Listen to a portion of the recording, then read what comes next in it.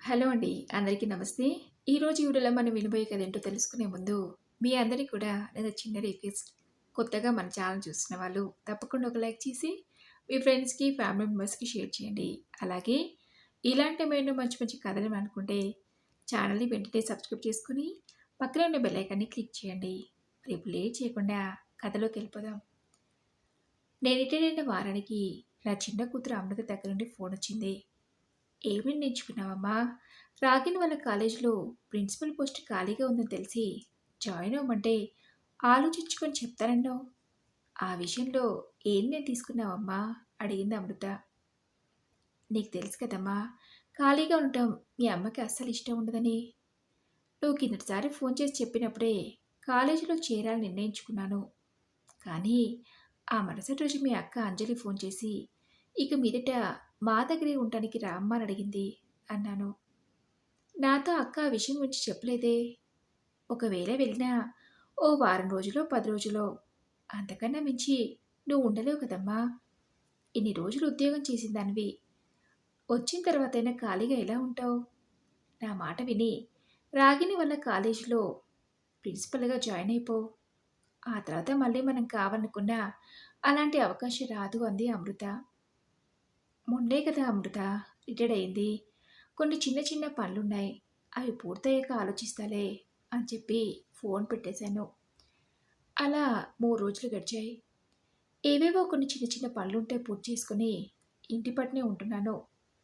సెలవు రోజుల్లో కూడా స్కూల్ ఉంటే బాగుండనిపించి నాకు ఈ 10 రోజులుగా ఇంట్లో ఖాళీగా కూర్చోనంటే చాలా బోరుగా అనిపించింది.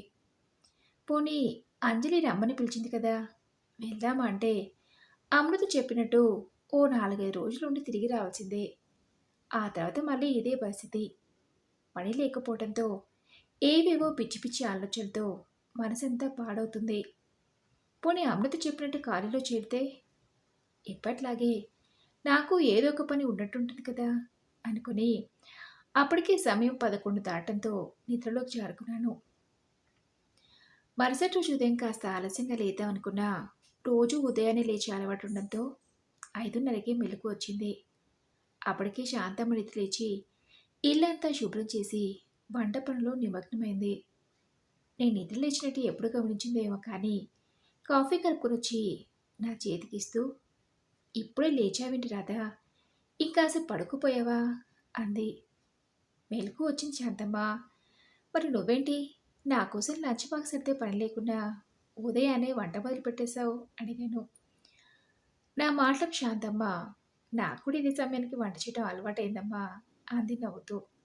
సరే, నువ్వు కూడా కాఫీ తెచ్చుకో శాంతమ్మ, ఇద్దరం కలిసి కాఫీ తాగుదామన్నాను. అలాగే అంటూ శాంతమ్మ వంటగదిలోకెళ్ళి కాఫీ కప్తో తిరిగొచ్చి నా పక్కనే కూర్చుంది. నా ఎదురుగా టీపాయ్ మీద ఉన్న పేపర్ని తీసుకొని తిరిగేస్తుంటే శాంతం అడిగింది. రాధా, పేపర్లో ఏదైనా వృద్ధాశ్రమం అడ్రస్ దొరుకుతుందేమో చూడమ్మా అని. అప్పటికే నా కాఫీ పూర్తవడంతో కప్పును టీపాయ్ మీద పెడుతూ, ఇప్పుడు వృద్ధాశ్రమం అడ్రస్ ఎందుకు అడుగుతున్నావు అడిగాను. అందుకు శాంతమ్మ, అంజలి నిన్ను మీదకి తన దగ్గరే ఉండమంటుంది కదా, నువ్వు వెళ్ళిపోతే నేను ఏదో ఒక దారి చూసుకోక తప్పదు కదా, అందుకే అడిగాను అంది శాంతమ్మ. పిల్లల దగ్గరికి వెళ్ళా ఓ వారమో 10 రోజులో, అంతేకాని అక్కడే ఉండిపోతావని ఎలా అనుకున్నావు శాంతమ్మ? అయినా నా పిల్ల మనస్తత్వం ఏంటో నీకు ఇంకా అర్థం కాలేదా? పెద్దదానివి, పెద్దదానికి ఎంతసేపు నాతో చాకరీ చేయించుకోవడం తప్ప నా గురించి నా ఆలోచన ఉండదు. చిన్నదానికి నాకన్నా నా దగ్గర ఉన్న డబ్బు మీదే ధ్యాస ఎక్కువ. వాళ్ళ గురించి తెలిసి కూడా నా మిగిలిన జీవితాన్ని వాళ్ళ దగ్గర గడిపేస్తానని ఎలా అనుకున్నా శాంతమ్మ అడిగాను.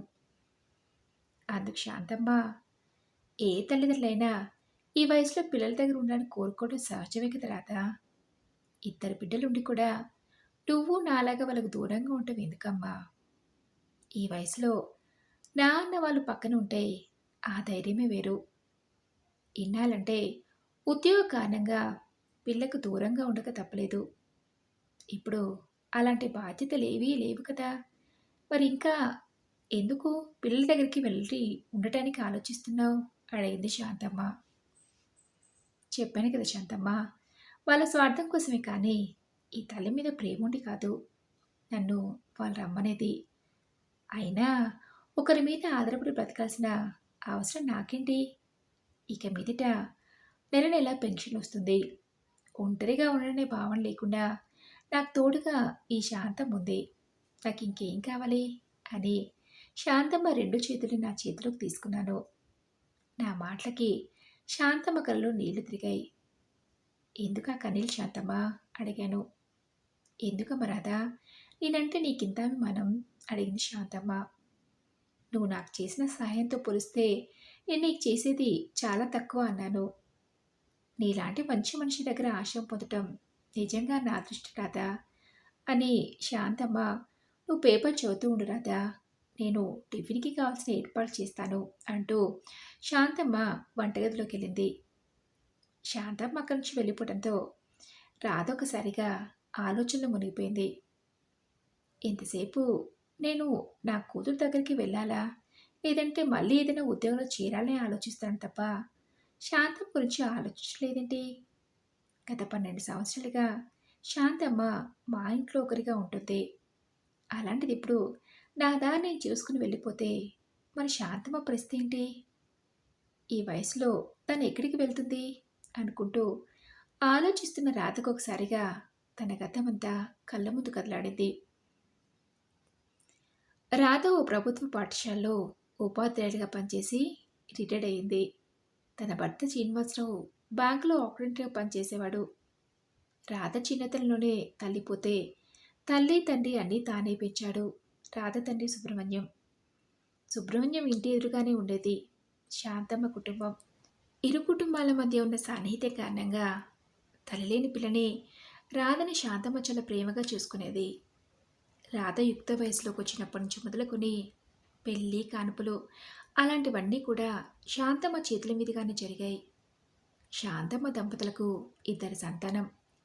ఊళ్ళో తమకున్న 2 ఎకరాల పొలంలో వ్యవసాయం చేసుకుంటూ భార్యాభర్తలిద్దరూ కుటుంబాన్ని పోషించుకునేవారు. వాళ్ళకిద్దరూ మగపిల్లలే కావడంతో ఎంత కష్టమైనా సరే పిల్లలు తిరిగి మంచి చదువు చెప్పిస్తే త్వరగా చేతికి అంది వస్తారని ఉన్న 2 ఎకరాల పొలంలో అమ్మి పిల్లలిద్దరిని ఇంజనీరింగ్ చదివించారు. చదువు పూర్తి కాగానే ఇద్దరికి హైదరాబాద్లో మంచి ఉద్యోగాలు వచ్చాయి. తమకు తగిన సంబంధాలు చూసి పెళ్లి జరిపించారు. ఉద్యోగం చేరిన మొదట్లో తల్లిదండ్రులు తమ చదువుల కోసం చేసిన అప్పులు కొనుంటే వాటిని తీర్చి అంతకుముందులా వ్యవసాయం చేయలేని కారణంగా తమ ఖర్చులకు డబ్బులు పంపించే కొడుకులు పెళ్ళయి పిల్లలు పుట్టిన కొంతకాలానికి వచ్చే జీతం అంతా తమ ఖర్చులకే చాటం లేదు. ఇంకా మీకెక్కడి నుంచి డబ్బు పంపాలని డబ్బు పంపడం మానేశారు. వయసైపోయిన కారణంగా శాంతమ్మ భర్త పనిచేయటం మానేశాడు. భర్త ఆరోగ్యం సహకరించకపోవడంతో శాంతమ్మనే తనకు తెలిసిన పనుల్లా చేస్తూ ఇంటి ఖర్చుల కోసం డబ్బు సంపాదిస్తూ ఉండేది. అలా 5 సంవత్సరాల తర్వాత శాంతమ్మ భర్త అనారోగ్య కారణంగా కాలం చేయటంతో శాంతమ్మ ఒంటరిదైపోయింది. అప్పటికే రాధ తండ్రి సుబ్రహ్మణ్యం కూడా పోవడంతో శాంతమ్మకు సంబంధించిన విషయాలేవి రాధకు తెలియకుండా పోయాయి. కొంతకాలానికి ఊళ్ళో తల్లి నుంచి వచ్చిన ఇంటిని అమ్మాలనుకున్న రాధ తమకు తెలిసిన వాళ్ళకి ఇంటిని చూపించడానికి భర్తతో వెళ్ళే క్రమంలో శాంతమ్మను కలిసింది. శాంతమ్మ ప్రస్తుత పరిస్థితి గురించి తెలిసిన రాధ బాధపడింది. చిన్నప్పుడు తన తల్లిలా ఆదరించిన తీరు భర్తతో చెప్పుకుంటూ బాధపడింది రాధ. చిన్నప్పుడు నీకోసం అంత చేసింది అంటున్నావు. మరి ఇప్పుడు శాంతమ్మ ఇన్ని కష్టాల్లో ఉందని తెలిసి సహాయం చేయవా రాధా? అడిగాడు రాధ భర్త శ్రీనివాసరావు. శాంతమ్మ అసలే ఆత్మాభిమానం కల మనిషి. డబ్బిస్తే తన మీద జాలతో ఇస్తున్నారనుకుంటుంది అంది రాధ. సహాయం అంటే కేవలం డబ్బు మాత్రమని ఎందుకు అనుకుంటున్నావు రాధా? అడిగాడు శ్రీనివాసరావు. మరి శాంతమ్మకి ఇంకే విధంగా సహాయపడగలమండి? అడిగింది రాధ. అందుకు శ్రీనివాసరావు, మన ఇంట్లోనే ఆశ్రయం కల్పిద్దాం రాధా. మన పెద్దవాళ్ళందరూ కాలం చేశారు. పెద్ద దిక్కుగా మనకు మాత్రం ఎవరున్నారని అంటంతో రాధ, మీ ఆలోచన బాగుందండి. కానీ అందుకు శాంతమ్మ ఒప్పుకుంటుందో లేదో అంది. తనకిష్టమైతేనే, ఇందులో ఎలాంటి బలవంతం లేదు అని శ్రీనివాసరావు అంటంతో రాధ శాంతమ్మని అడిగింది. అందుకు శాంతమ్మ మొదట నిరాకరించిన రాధ, నేను నీ కడుపున పుట్టలేదని కదా నా దగ్గర ఉండడానికి నిరాకరిస్తున్నావు అని అనటంతో నా కడుపున పుట్టిన కొడుకులే కాదని వెళ్ళిపోయారు. అలాంటిది నా వల్ల నీకెందుకు ఇబ్బంది అని అలా అన్నాను రాధా. అంతేకాని మరో ఉద్దేశంతో కాదమ్మా అంది శాంతమ్మ. నువ్వు మా ఇంట్లో ఉండటానికి మాకు ఎలాంటి ఇబ్బంది లేదు శాంతమ్మ. స్వయంగా నా బర్త్డే చెప్పడంతో నేను ఈ నిర్ణయం తీసుకున్నాను అని రాధ చెప్పాక రాధతో వెళ్ళటానికి ఒప్పుకుంది శాంతమ్మ. అలా అప్పటి నుంచి శాంతమ్మ రాధ ఇంట్లోనే ఉంటుంది. అప్పటికి రాధకి మరో 7 సంవత్సరాల సర్వీస్ ఉంది. వద్దన్నా వినకుండా వంట మనిషిని మానిపించింది శాంతమ్మ. శాంతమ్మనే వంట పని, ఇంట్లో వాళ్ళకి కావలసినవన్నీ సమకూర్చి పెట్టడం చేస్తుంది. రాధ, శ్రీనివాసరావు తమ ఇద్దరి కూతుర్ల చదువు పూర్తవడంతో వాళ్ళకి పెళ్లి జరిపించారు. అలా 2 సంవత్సరాలు గడిచాక మరో సంవత్సరంలో శ్రీనివాసరావు రిటైర్డ్ అవుతాడనగా హఠాత్తుగా గుండెపోటుతో కాలం చేశాడు. ఓవైపు ఉద్యోగ బాధ్యతలు, మరోవైపు శాంతమ్మ తోడుగా ఉండటంతో రాధ తన భర్త ఇక లేడనే బాధ నుండి త్వరగానే కోలుకుంది. అలా మరో 4 సంవత్సరాలు గడిచి రాధ రిటైర్డ్ అయింది. తల్లి రిటైర్డ్ అయిన విషయం తెలిసి రాధ పెద్ద కూతురు అంజలి తల్లిని ఇక మీదట తన దగ్గరే ఉండమని కోరింది. ఆ విషయం తెలిసి రాధ చిన్న కూతురు అమృత, ఎందుకమ్మా ఇప్పటి నుంచే మా మీద ఆధారపడటం? నాకు తెలిసిన ఒక కాలేజీలో ప్రిన్సిపల్ పోస్ట్ ఖాళీగా ఉంది. నీకున్న అనుభవంతో సమయం వృధా చేసుకోవడం ఎందుకు, అందులో చేరిపోమ్మా అనే సలహా ఇవ్వటంతో రాధకి ఏ నిర్ణయం తీసుకోవాలో అర్థం కాలేదు. రాధ ఇక మీదట తన పిల్లల దగ్గరే ఉండబోతుందనుకున్న శాంతమ్మ ఇక తన దారి తాను చూసుకోవాలనుకుంటుందన్న విషయం గ్రహించిన రాధ, ఇక మీదట నా మిగిలిన జీవితాన్ని పిల్లల దగ్గర గడపాలా, లేదంటే తిరిగి ఏదైనా ఉద్యోగంలో చేరిపోవాలా అనే విషయమే ఆలోచిస్తున్నాను. కానీ ఇన్నేళ్ళుగా నన్నే నమ్ముకుని నా ఇంట్లో మనిషి ఉన్న శాంతం గురించి ఆలోచించలేకపోయానే. నిజమే, నేను వెళ్ళిపోతే తనకి ఏదైనా ఓల్డేజ్ హోమ్లో చేరడం తప్పితే మరో దారి లేదు. నా కూతురు ఇద్దరు ఎలాగో వాళ్ళ స్వార్థం కోసమే తప్పితే నా గురించి ఆలోచించడం నాకు తెలుసు. అలాంటప్పుడు వాళ్ళు చెప్పినట్టు నేనెందుకు చేయాలి? పైగా నా దారి నేను చూసుకుంటే మరి శాంతమ్మ పరిస్థితి ఏం కాను? నన్నే నమ్ముకుని వచ్చిన ఆవిడికి న్యాయం చేయాలంటే ఇక మీదట కూడా నేను నా ఇంట్లోనే ఉండాలి. డబ్బుగా ఎటువంటి ఇబ్బంది లేదు. మళ్ళీ ఉద్యోగం చేయాల్సిన అవసరం అంతకన్నా లేదు. ఇంతకాలం ఉద్యోగం చేసిన కారణంగా ఇక మీదట ఖాళీగా కూర్చోవాలంటే కాస్త ఇబ్బందిగానే ఉంటుంది. నా చిన్న కూతురు చెప్పినట్టు నా విలువైన సమయాన్ని వృధా చేసుకోవటం ఎందుకు?